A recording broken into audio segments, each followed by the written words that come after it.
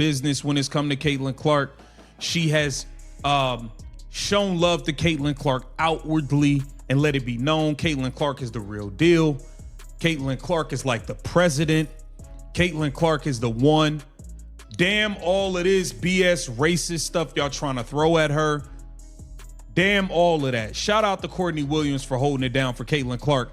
And there is a massive culture war actively tearing apart the WNBA right now, and almost nobody in the mainstream media is telling you the truth about where it is actually coming from. We are watching veteran players completely melt down over anonymous online trolls, desperate to win a victim award on social media. But the part that should actually bother you comes later in this breakdown, when you realize these teams and players are intentionally weaponizing random internet accounts to push a very specific coordinated narrative against Caitlin Clark. Today, we are pulling back the curtain on the fake outrage, the sports betting underworld driving the hate, and the massive double standard dividing the league. And it all starts with the few players' main thing. Let's take a look at this.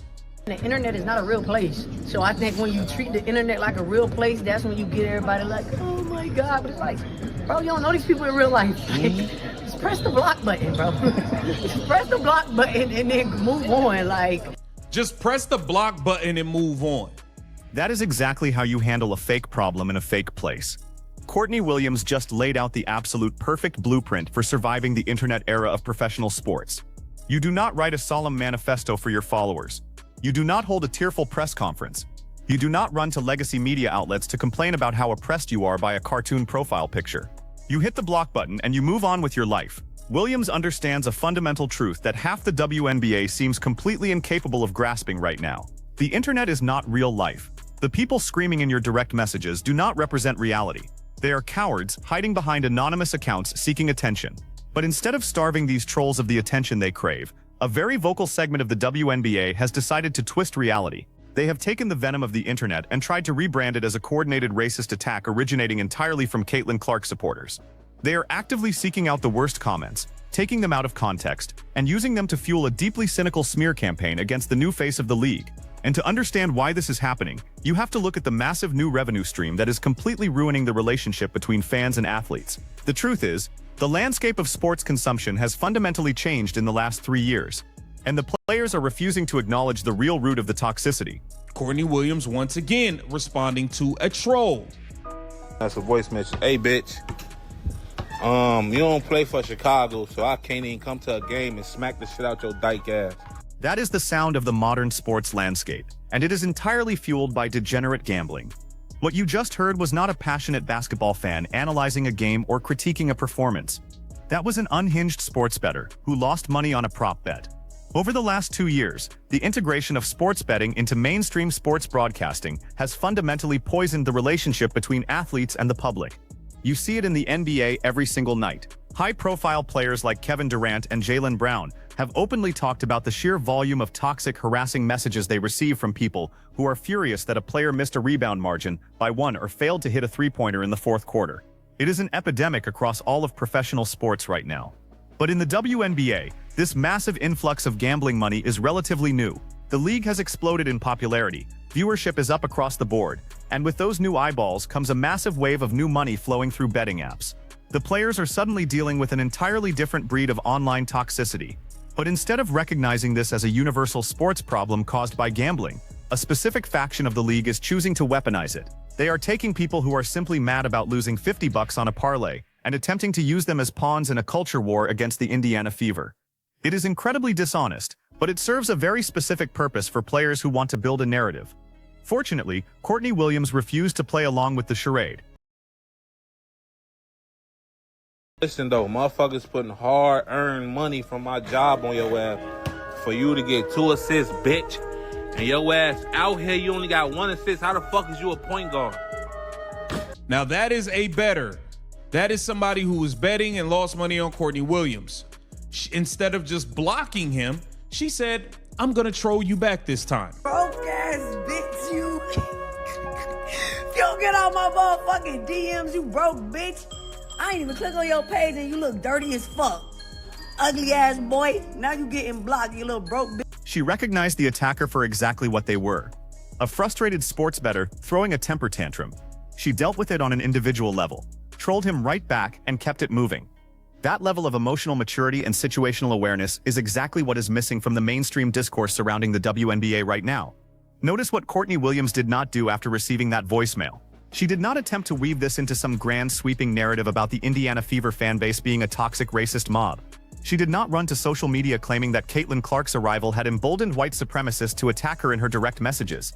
She treated a loser on the internet like a loser on the internet, because while Williams is out here handling her business like a professional and protecting her own peace, other high-profile veterans in the league are taking the exact opposite approach. They are carefully curating their worst online interactions and presenting them to the public with a very specific, calculated framing. They want the public to believe there is an epidemic of targeted hate that can be traced back to one single rookie player. And that brings us to the incredibly revealing situation involving Chelsea Gray. This is where the line between legitimate grievance and narrative manipulation gets completely blurred, and where the media's willingness to blindly push an agenda becomes dangerously obvious. Say, oh, these are the racist Caitlin Clark fans. She didn't run to do that. That is what Chelsea Gray, however, decided to do. Chelsea Gray said, this is the message I received after our game versus Indy yesterday. All right? Implying that, oh, the racist Caitlin Clark fans are at it online again. The racist Caitlin Clark fans are at it online again. But you know what Chelsea Gray didn't do? She didn't go public after this game, which was not after a Caitlin Clark Indiana Fever game. They're calling her trash. You can't even walk. Let us be absolutely clear about one thing before we move forward. The language used in those direct messages is completely unacceptable under any circumstances. Calling a black woman a monkey is vile. It is overtly racist, and it has absolutely no place in sports, society, or anywhere else. Nobody is defending the degenerate who sent that message to her inbox. But we need to look incredibly closely at how Chelsea Gray and the media ecosystem surrounding the WNBA chose to weaponize this specific incident. Gray decided to take this horrible message public and frame it in a way that deliberately implied this was the work of the so-called racist Caitlin Clark fans that everyone in the media has been hyperventilating about for months. The narrative was instantly set across social media platforms. The think pieces were written by sports journalists. The outrage machine was fired up to demand that Caitlin Clark condemn her supporters yet again for the toxic environment they allegedly created. But there was a massive glaring problem with the story they were trying to sell to the public. This message was not sent after a game against the Indiana Fever. Caitlin Clark had absolutely nothing to do with this matchup, or this moment in the season. Chelsea Gray has undoubtedly received terrible messages throughout her entire career, long before Caitlin Clark ever stepped foot on a professional basketball court. So why did she choose this exact moment to broadcast this specific message to the entire world? Why did she frame it as a modern crisis intrinsically linked to the current season's new viewership?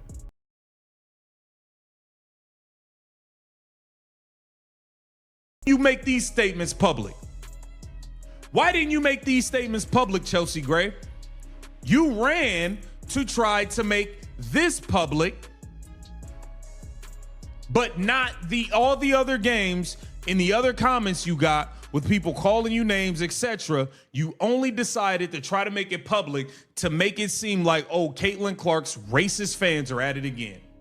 Why didn't? The answer is as simple as it is calculated. It is entirely about controlling the narrative.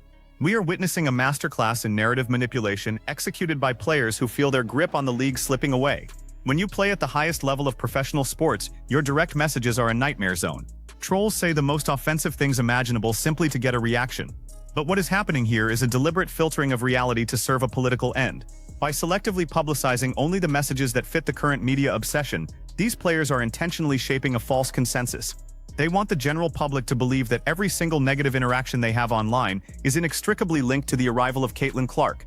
It is a brilliant, albeit deeply cynical strategy to marginalize the most popular player in the history of the sport without ever having to actually critique her game on the court. If you cannot stop her from breaking assist records, hitting logo threes, and drawing millions of viewers every single night, you instead attack the moral character of anyone who tunes in to watch her. You build an environment where supporting the Indiana Fever is culturally equated with endorsing bigotry. They are demanding endless apologies and statements from a 22-year-old rookie for the actions of anonymous internet phantoms. But the entire house of cards they built around this specific Chelsea Gray incident came crashing down the second independent researchers actually bothered to look into the digital footprint of the account that sent the racist message. After this game, right here, these comments weren't after an Indiana Fever game, and you didn't do this. Why not? Because you want to push the narrative that Caitlin Clark is racist and all of her fans are racist. Then check this out. The person that called her the N-word in her comments, look at this. Absolutely no Indiana Fever content was on this man's social media accounts. Leave CC fans, Indiana Fever fans out of this. Chelsea Gray is dumb for mentioning the Indiana Fever before doing her research. The guy... You simply cannot make this level of irony up if you tried. The entire mainstream media apparatus was ready to use this incident as the ultimate, undeniable proof that Caitlin Clark's arrival had brought a wave of white supremacist toxicity to the WNBA. Chelsea Gray essentially served this preferred narrative up on a silver platter for the press. But it took less than 24 hours for the internet to completely dismantle the entire story. When people actually looked at the social media history of the person who sent that vile message, they did not find a Midwestern Iowa farm boy wearing a Caitlin Clark jersey. They did not find an Indiana Fever superfan. They found absolutely zero connection to Caitlin Clark whatsoever. Instead, they found a degenerate sports bettor from Texas who spent his time online aggressively standing Paige Buchers. The entire foundation of the mainstream outrage was a complete fabrication. This was not a culture war clash brought on by the new face of the league. It was exactly what Courtney Williams dealt with earlier in our breakdown. An angry gambler who lost a parlay and resorted to the most offensive racist language possible to lash out at the athlete who cost him his money. The fact that he was a vocal fan of Paige Buchers, the exact player the league establishment continuously props up as the acceptable, politically correct alternative to Clark, just makes the hypocrisy that much sweeter. But do not expect any high-profile apologies from the players who pushed this lie. Do not hold your breath waiting for the major sports networks to run a massive correction on daytime television. The truth simply does not generate clicks, and it certainly does not serve the underlying agenda driving this resentment. Know what Dan Dockage had to say about Paige Buchers versus Caitlin Clark and the difference of treatment that they're receiving in this league.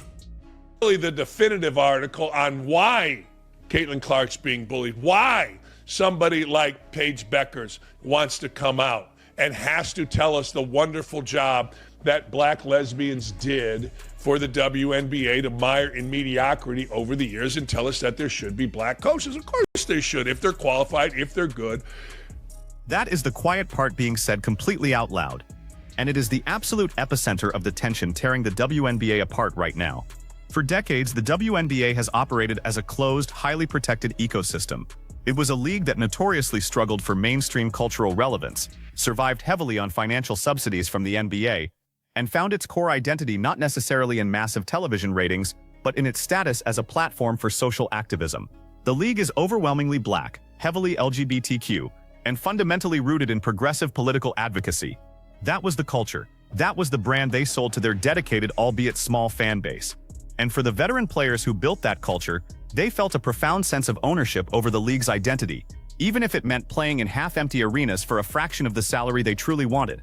Then, practically overnight, that carefully curated ecosystem was shattered. Caitlin Clark arrived and brought with her a massive tidal wave of mainstream traditional sports fans. Viewership skyrocketed by hundreds of % across every network. Sold-out arenas became the standard expectation rather than a rare anomaly. Charter flights were suddenly funded because the money was finally there. The brutal economic realities of the league transformed in a matter of months. But with that financial salvation came a massive, unavoidable cultural disruption. The establishment players who had spent years crafting the league into an activist vehicle suddenly found themselves sharing the brightest spotlight in the world with a player who does not fit their historical mold. They are staring at a generational talent who fundamentally challenges the unwritten rules of how a WNBA star is supposed to look, act, and speak.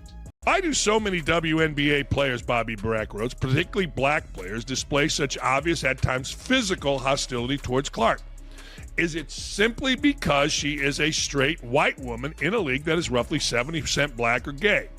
In part, yes, but her identity alone isn't the issue. There is more to it. And this is where the lovely Lee Ross told me this was going to happen. Listen for it. For the problem for many around the league is that Clark... The refusal to play the expected role is the ultimate unforgivable sin in modern cultural politics. When you become the face of an organization in today's climate, there is an implicit, heavy expectation that you will adopt the political and social mandates of that organization's establishment. We have seen this dynamic play out across the entertainment industry, corporate America, and mainstream sports for the last decade. But Caitlin Clark has fundamentally short-circuited their entire system.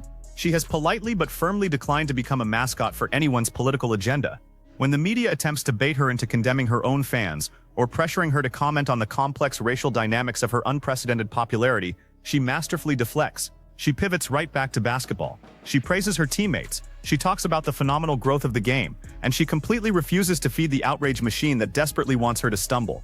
That disciplined, hyper-focused approach is precisely what makes her so dangerous to the established hierarchy. By succeeding on unprecedented levels without participating in the required ideological signaling, she is proving that the activism is not actually necessary for the sport to financially thrive. In fact, her singular focus on greatness on the court is exactly what brought the massive crowds back to women's basketball in the first place. The millions of new viewers tuning in are not looking for a political lecture. They are looking for a transcendent athletic performance. The tension you are seeing on the court, the unusually hard fouls, the subtle shade thrown in press conferences, it is all a visceral reaction to this massive loss of narrative control. The old guard realizes they can no longer dictate the terms of engagement, leading them to embrace a star who actually plays by their rules. To play the role expected of her. She is a straight white woman who has declined to turn herself into a vehicle for the racial and sexual activism that increasingly defines the league's public image. She's different. And the angry lesbians don't want different. See, Paige Beckers is typical. Paige Beckers is no different than all the little white girls that came before her, standing up for the African Americans that are downtrodden in their view. Caitlin Clark doesn't play those games. Caitlin Clark is an adult. She's not a child. You can look at Paige Beckers and see a child. Caitlin Clark is an adult. This is the final comparison that exposes the entire charade for exactly what it is. The establishment within the WNBA does not actually have a fundamental problem with a white superstar being the face of their league, as long as that superstar explicitly agrees to be subservient to their cultural authority. Paige Buchers is the absolute golden child of the WNBA media establishment, precisely because she knows exactly how to play the political game they demand. During her highly publicized acceptance speeches, she has made a deliberate point to center black women and openly apologize for the disproportionate media attention she receives. She willingly acts as a conduit for the league's preferred narrative.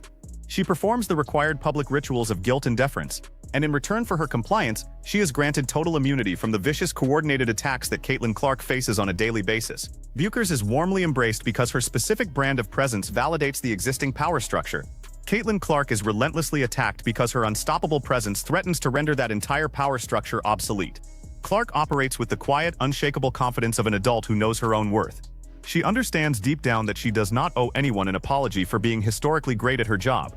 She does not need to hand over her microphone or self-flagellate to appease a highly vocal minority on social media. She is carrying the financial future of an entire professional sports league on her back, handling unprecedented, suffocating pressure with incredible grace, and letting her game speak for itself every single night. The manufactured outrage, the cherry-picked direct messages, the desperate coordinated attempts to brand her millions of supporters as a toxic mob, it is all just noise. It is the sound of a fading establishment desperately trying to hold on to relevance in a world that has already moved past them. The sport has been fundamentally changed forever, put permanently on the map by a kid from Iowa who just wanted to hoop. The only question left is how long the league will continue fighting its own savior. But what do you think?